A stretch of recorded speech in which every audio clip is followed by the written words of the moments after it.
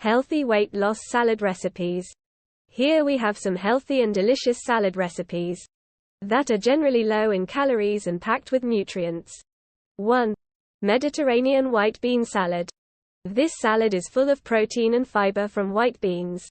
It's also packed with flavor from vegetables like tomatoes, cucumber, red onion and lemon juice.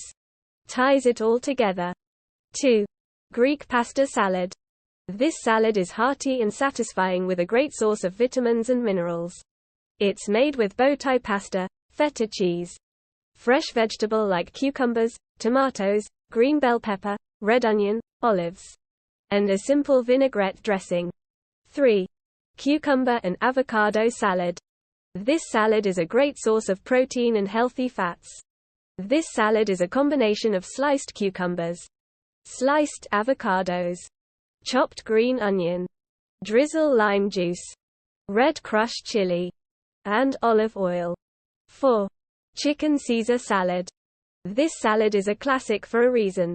It's made with romaine lettuce, grilled chicken, Parmesan cheese, croutons, a creamy dressing of lemon juice, Worcestershire sauce and mustard.